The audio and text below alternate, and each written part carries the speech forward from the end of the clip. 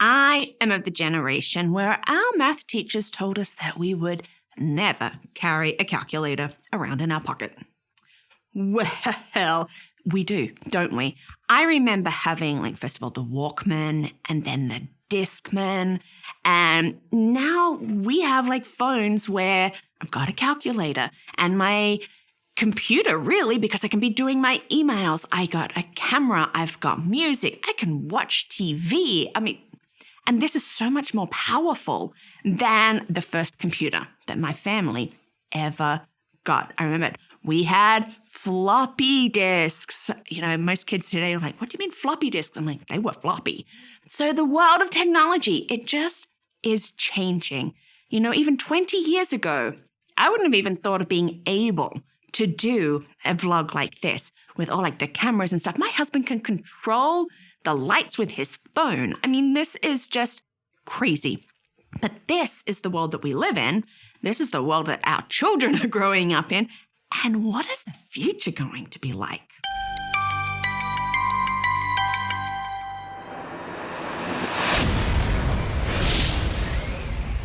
Hi, and welcome to Learning Life. And thank you so much for joining me.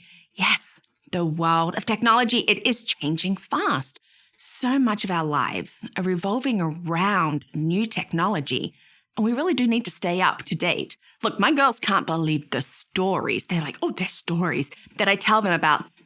No internet, no streaming services, things called VCRs, and my family's very first VCR had a remote that was attached with a cable. We had to get up and change the TV channel ourselves. They think it's crazy, but they live in an age that they've always had this, that information is at their fingertips. They don't have to wait an entire week to see the next episode of the show that they like at a certain time. And, they can do all of that without ads. But here's an ad for Learning Life. Thank you so much for watching today, for being part of this Learning Life, for your likes, your subscribes, your comments, and for sharing it with your friends. This is Learning Life. Look, I believe that it is important for children to be tech literate. By this meaning that they understand and know the technology around them. It is going to help ensure their future, their everyday life and in their careers. And they're really going to have to get more involved in STEM to really stay tech literate. And this is important for them because we want to see them grow and to succeed. And this is just, as I said, everyday life and also their careers. What is STEM? Well, STEM stands for science, technology, engineering, and math. But if we're looking at STEM curriculum, then it's actually going to integrate those subjects. Yes, we can be studying science and we can study technology and engineering and math, all individually. We can. But as we're looking for children, a STEM curriculum is going to integrate those subjects. All children can have fun with STEM, from video games to learning graphic design. Some of our children really are drawn to it more than others. It's important for all children to understand technology and STEM, but some are really going to delve into it. Now, I am not discounting the arts because I believe that the arts are just as important. But today I want to be talking about STEM, and we can talk about arts at another time. Why use a STEM curriculum? Well, STEM curriculums, they are going to grow.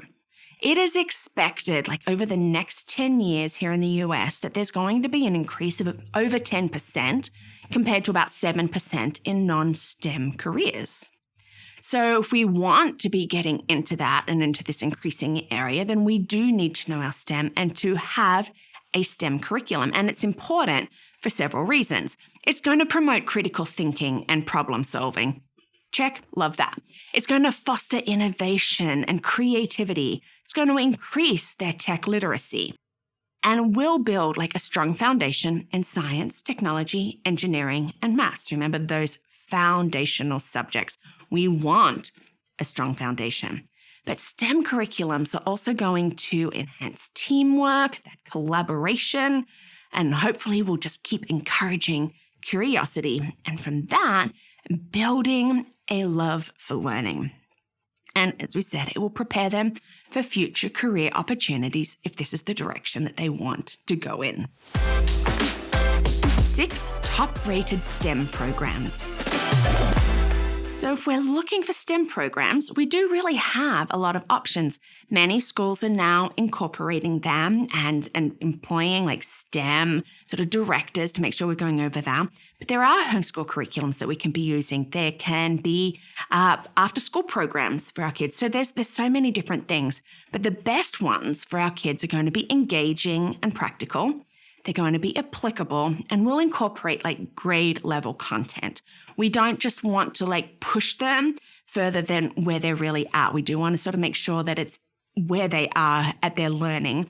And we do want to encourage teamwork to address like these problems. So if we got those things in a curriculum, then that is really good, especially when it's engaging. Now, there are so many great STEM programs out there, but here are just 6 of them. Prodigy Math. Okay, this is best for like 1st through 8th grade, and it's a fun online sort of math game. It's going to have like video game styles, and it's actually going to meet like math standards. So it's a really great math practice. It's a really great math curriculum. It's going to meet your child at their current level and help them grow, I love, at a pace that's right for them. So it's going to build on to where they are at. We know that math really is the foundation of STEM learning. And so with Prodigy Math, this is a fun, engaging way to help your child like cement their skills and hopefully increase their confidence in math, because we use math every day. People might say they never used algebra, but I always say we're always using it. We're always using math, and we want to be confident in it. And Girls Who Code. Now, this is best for like 3rd through 12th grade. And girls, they can match their peers in science and math achievement. We are seeing that. They are matching that. But girls, women, are only making up 28% of the current STEM workforce. So that's out of balance. Now, Girls Who Code is aiming to close that gender gap, especially in STEM. And it offers like a wide variety of free, at-home or classroom activities to give girls the encouragement they need to pursue STEM topics. Yes, we need women in STEM, and we need them in those STEM careers too. Qubit.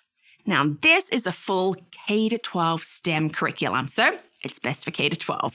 And it's a hands-on program, and what it will include is all the mechanical parts needed to work through this curriculum. It's going to have access to teaching guides and its coding platform to complete like the included activities. Now, these projects are cross-subject, so they are well integrated, and they are divided by grade level. So this is great. This to me is a true STEM curriculum because they've really integrated all the different components and as well put it by grade level. So what I also like is that they're going to provide options for you in each lesson. So you can use it with someone just sort of starting out or more advanced students. In between, you get to pick what is right for your child. KiwiCo.